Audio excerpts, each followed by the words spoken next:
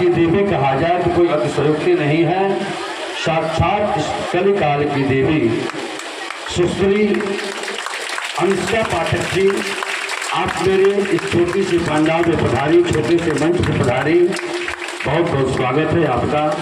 आपके साथ आपकी पूरी टीम आई है, आपके साथ आपके पिताजी सुविख्यात भागवत मर्मज्ञ पंडित वशिष्ठ मुनि पाठक जी, आपका भी आगमन हुआ, हम धन्य हो गए।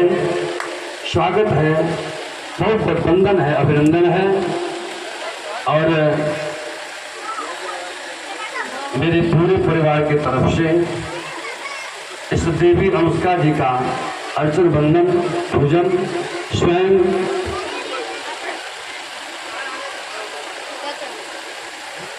आइए, सब भाव से सब बैठ जाइए, सबको दर्शन करने के अवसर मिलेंगे और यहाँ तक कि आपको कुछ आशीर्वचन भी मिलेंगे इस देवी के द्वारा।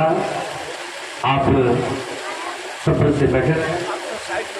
हरि ओम। यासा पद्मासनस्था विपुलगणतटे पद्मभद्रा यदाक्षि गंभीरावर्तना हिस्तनवृदा सप्रभस्तो तुरीया लक्ष्मे दिव्यै गजन्द्रै मणगणखण्डितै श्नापिधाहे नगुम्भै नित्यं सा पद्महस्ता वसतु गृहे सर्वमङ्गलयुक्ताः।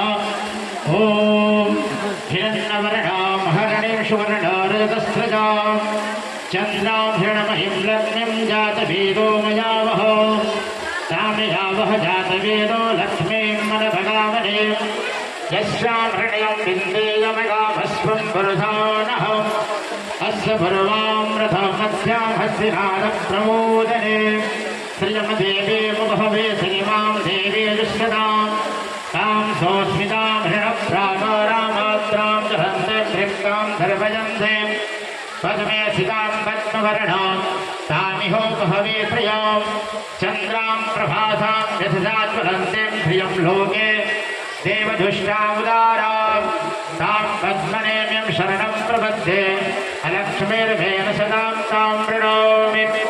आदित्यवर्णे तमसोऽधिधातो वनस्पतिस्थो वृक्षोऽधिबिल्वः तस्य फलानि तमसानदन्तो यायन्तरायाश्रवाह्या लक्ष्मीः उपैतु मां देवसखः प्रतिश्यामणिनाथः प्रादुर्भूतोऽस्मि राष्ट्रेऽस्मिन् पृथ्वीमित्यं दधातु मे पृथ्वीबाधां मलां देशां मलध्वरिनाशयाम्यहम् अभूतिमसमृद्धिमजां सर्वान् ऋणमेभ्यः गन्धद्वारां दुराधरुषां नित्यपुष्टां करेश्वरीम् ईश्वरीं सर्वभूतानां तामिहो बहवे श्रियां मनसः काममाकूतिं वाचः सत्यमधीमहि वधूनां रूपवर्णस्य मयि श्रियः श्रियतां यतः कर्दमेन प्रजाभूता मयि सम्भवकर्दमो धियं वासय मे कुले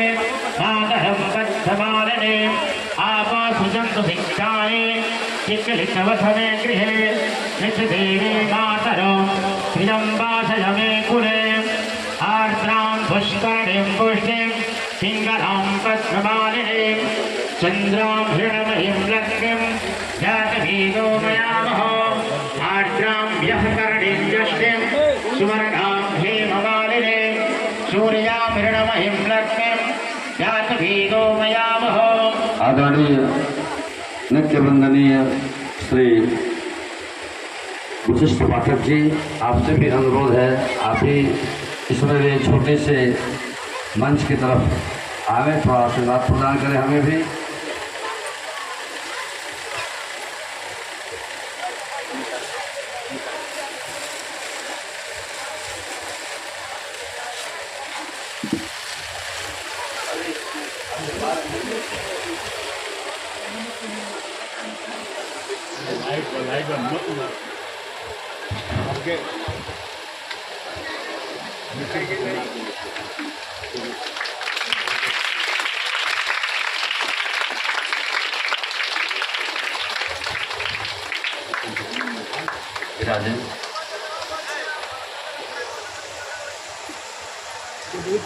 आप सब बैठ जाएं, निवेदन रहेगा। आइए 10 मिनट कथा ब्रेक लेगी और इन आदरणीय महानुभावों का कुछ हम सब आशीर्वचन लेंगे। महाराज, आज हृदय इतना आह्लादित हो रहा है, इस छोटे से सुदामा जी की कुटिया में आप पधारे, मैं अपने आप को बड़े आह्लादित हो रहा हूँ। स्वागत है श्रीमान, स्वागत है श्रीमान। अर्पित श्रीमान आपको, अर्पित श्रीमान आपको चंद सुवासित फूल क्षमा करना, क्षमा आप करना हमें, जो कोई हो जाए हमसे भूल। सूरज आप हैं, सूरज जैसे आप हैं, हम हैं दीपक तुच्छ। सूरज जैसे आप हैं, हम हैं दीपक तुच्छ। क्या अर्पित तुमको करूं, क्या अर्पित तुमको करूं, भेंट लाए कुछ पुष्प, भेंट लाए कुछ पुष्प।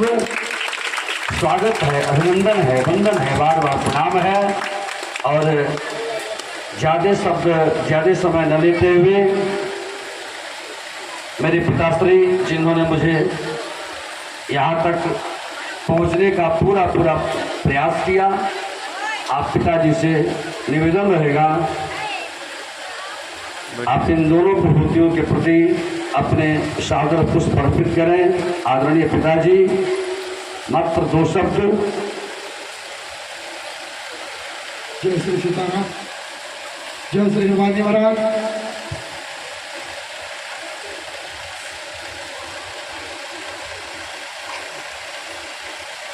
अस्तु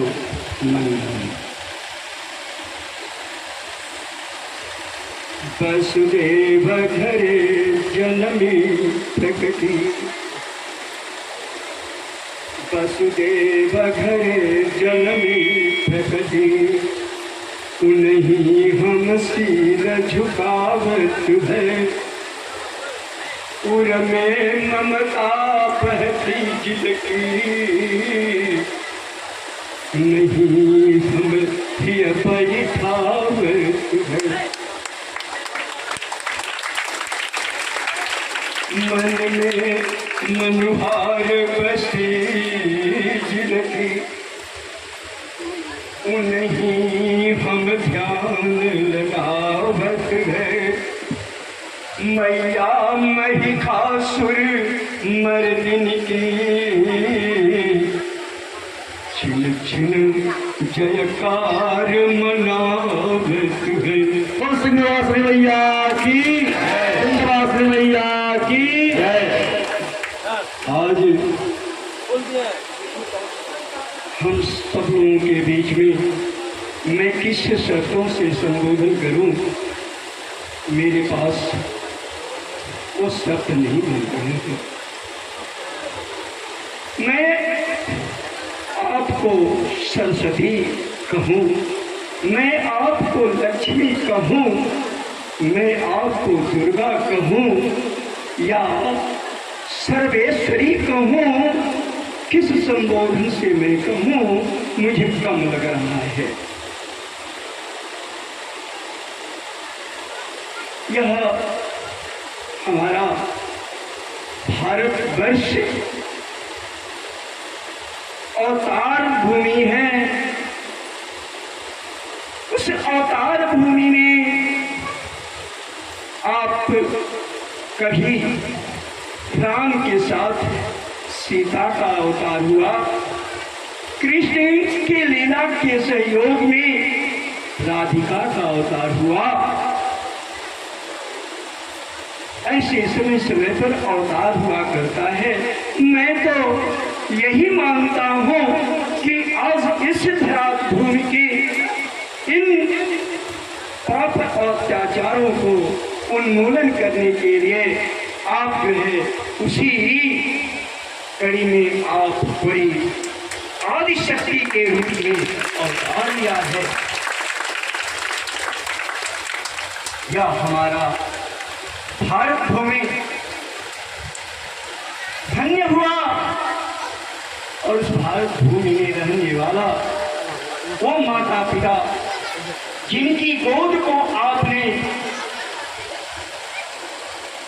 इतना खिलाया, इतना बढ़ाया कि आपके नाम के साथ साथ उस माता पिता का भी नाम अमर हो गया। इसी भारत में या उत्तर प्रदेश की भूमि वो धन्य हो गया। उस उत्तर प्रदेश में भी यह हमारा कुशीनगर जिला जहां आपका आविर्भाव हुआ वो धन्य हो गया। आज उसी कुशीनगर की भूमि में यह हमारा तमकुही बलाक, यह हमारा बरवा राजा पाकर ग्राम सभा सपही ग्राम सभा, उसमें भी एक छोटी सी यह टोला सपही बरवा आज धन्य हुआ। और वह धन होते होते वो कहाँ तक पहुँच गया कि इसे एक छोटी सी कुटिया जहाँ आप जैसे महान अवतार को आ जाना मेरे लिए वह तीनों काल का जो हो रहा है। और मैं आज आपको पाकर के अपने पूरे परिवार के साथ, इस पूरी जनता के साथ, इस पूरे गांव के साथ मैं बार बार अपने को धन्य मान रहा हूँ, बार बार धन्य मान रहा हूँ, बार बार धन्य मान रहा हूँ। एक बार की बात है, ज्यादा समय नहीं होगा, कथा की चर्चा बह रही है, उसमें आप सबको स्नान करना है। एक समय की बात है, संप्रति है तुरीष्यता शुभस्य पूर्वाचरितं कृतं शुभै शरीर भाजा भवदीय दर्शनम् विनक्ति कालः कृतये योग्यता। संक्षेप में इंद्र के दरबार में नारद जी एक बार पहुंचे और नारद जी के स्वागत में इंद्र ने यह बात कही कि प्रभु आपका आना मेरे तीनों काल का भूत भविष्य वर्तमान तीनों काल का जो है पवित्र करने का द्योतक है। यह संकेत दे रहा है हमारा तीनों काल पवित्र है। तीनों काल कैसे? हर जगह संप्रति इदानीम अघहरत, इस समय मेरे पाप को तू नष्ट ही कर दिया हे तुझी श्रीराम, और आने वाले समय का हेतु कारण बन रहा है। अब मुझे विश्वास आपकी कृपा से, आपके दर्शन मात्र से वह पवित्र ही पवित्र होगा।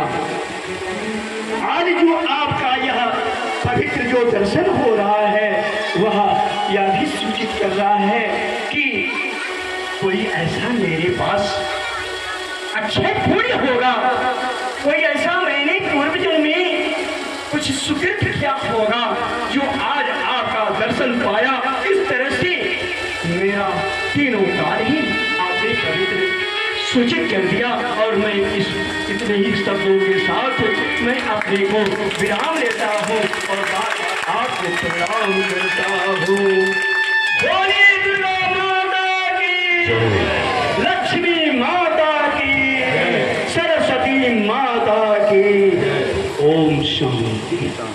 मर्त्यलोक मालिन्य मेटने, मर्त्यलोक मालिन्य मेटने पिता संग जो आज आई है, 7 वर्ष के अनुष्का ने आज यह कुटी अपनाई है। 7 वर्ष के अनुष्का ने आज कुटी अपनाई है। इन शब्दों के साथ स्वागत करते हुए आदरणीय श्री के पिताजी को मैं चाहूँगा आप दो शब्द हमारे इन श्रोताओं को अति संक्षेप में, आप लोग बड़े वक्ता हैं, श्रोता का भाव समझ सकते हैं। जी दादे प्रियो,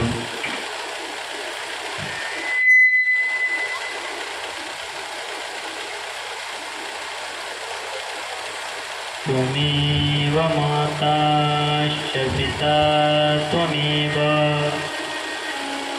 त्वमेव बन्धो च सखा त्वमेव, त्वमेव विद्या द्रविडं त्वमेव, त्वमेव सर्वं मम देव देव। प्रभनौ पवन कुमार खलवन पावक ज्ञान घन,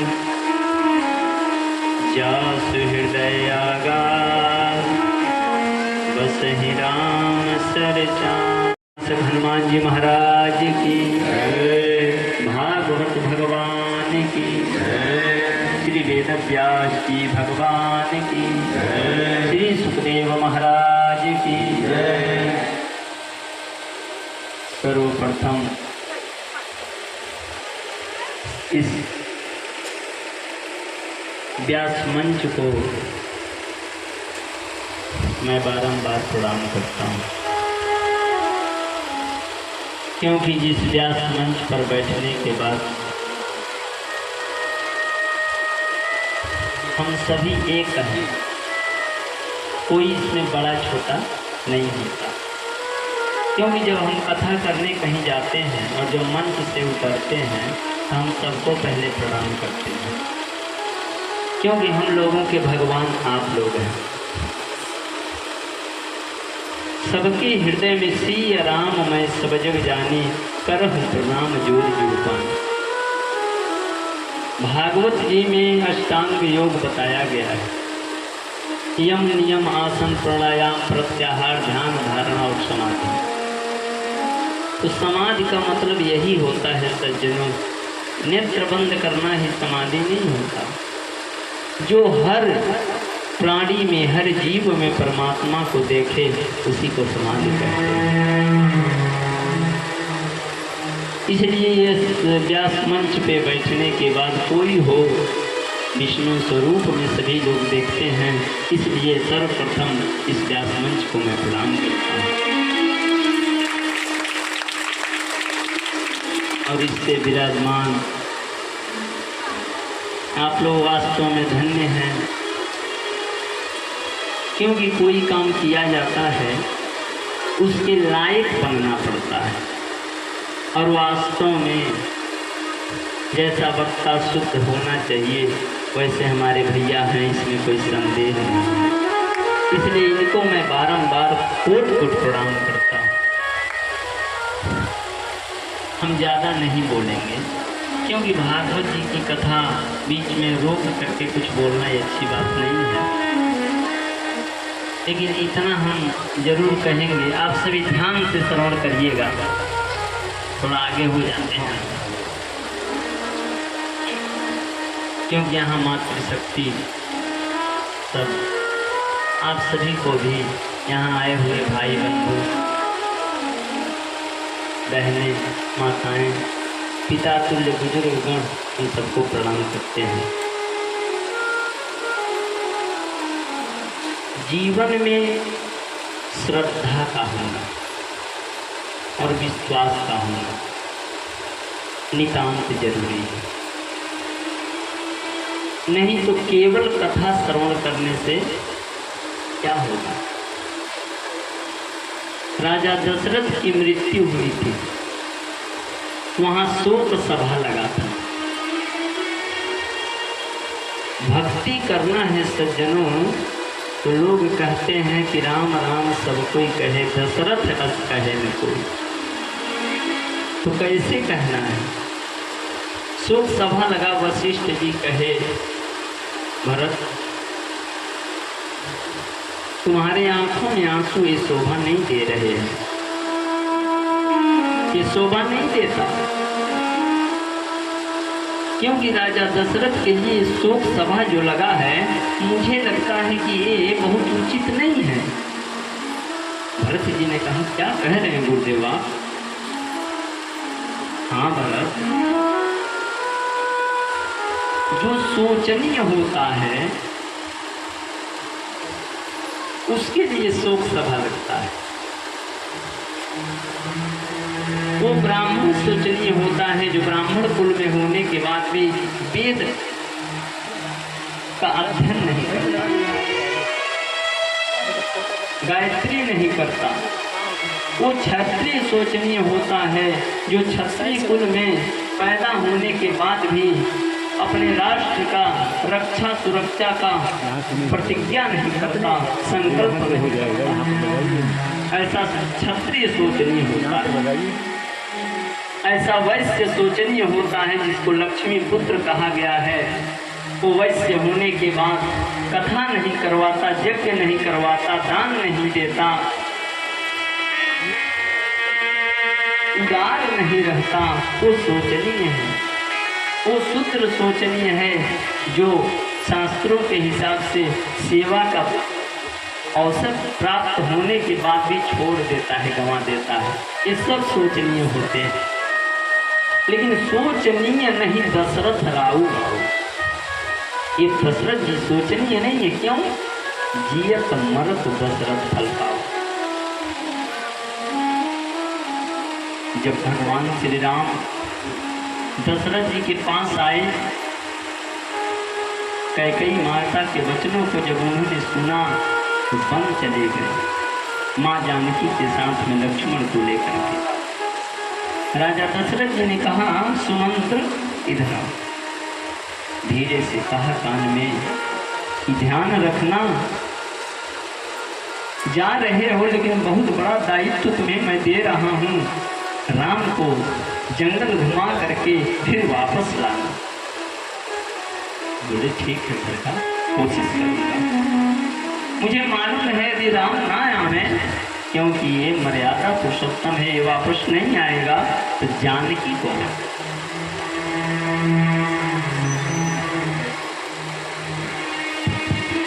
सुमंत्र जी साथ में गए सज्जन।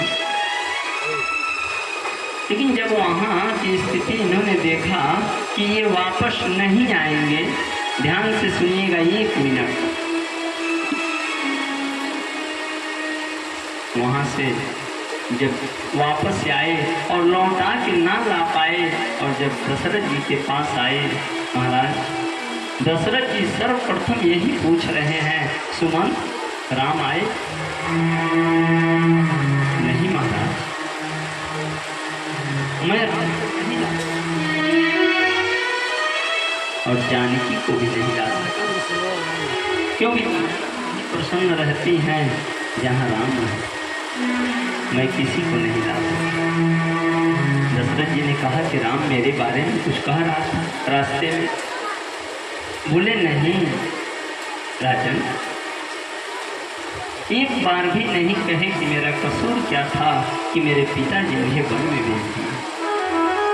राजा दशरथ जी ये वचन सुन करके धड़ाम से जमीन पर गिर पड़े आंखों में आंसू आ गए। बोले सोच सुत बिछुरत गय हुन प्राणा को पाती परमोद समा। एक बार भी जो नहीं पूछता कि पिताजी मेरे कसूर क्या है कि मुझे वन में भेजा जा रहा है, ऐसे पुत्र के जाने के बाद भी मेरे प्राण क्यों नहीं निकल जाते। इसके बाद राम राम कही राम कही, राम राम कही राम, तन परिहरि रघुवर विरह राउ गए। 6 दिन हुआ था भगवान श्री राम को गए हुए, 6 बार राम राम कह करके तब मृत्यु हो गई, सुरधाम चले। ये है भक्ति सज्जन। जीना है तो राम के लिए जियो और मरना है तो राम का नाम लेकर के।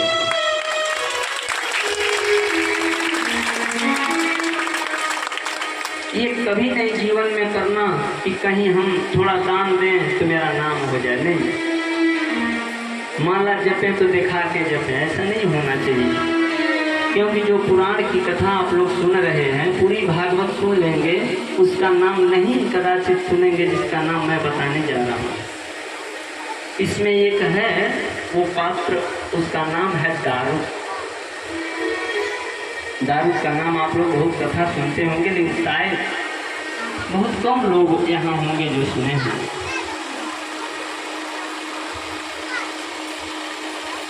दारू ऐसा भक्त है, जैसे आपका मकान है तो ये दीवार है ना, सब लोग आएंगे देखेंगे, हाँ गुरुदेव का ये जो है जंगला बहुत अच्छा है, ये दीवार पेंट वगैरह बहुत अच्छा, लेकिन ये नहीं कोई देखता है कि ये इसके नीचे जो नींव है उसी पे सब है। ये पूरे भागवत में जितने भक्त हैं उन सभी भक्तों के नींव है दारू। एक बार सभा लगा था, उस सभा में भगवान के न्याय को देखते हुए देखा और दारू बेहोश हो गया। अद्भुत भक्त है भगवान।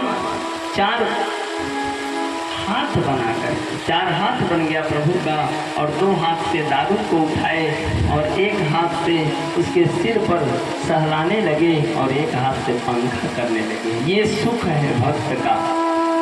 किसको प्राप्त होगा? ब्रह्मा को नहीं हो सकता। पानी का छींटा प्रभु मारे, इसका नेत्र फूला। भगवान बोले आज दारू बोल ना, तुम्हें क्या दे दूं? क्या दूं? दारू कहा कि प्रभु कुछ नहीं चाहिए। प्रभु बोले कुछ तो मांग ले।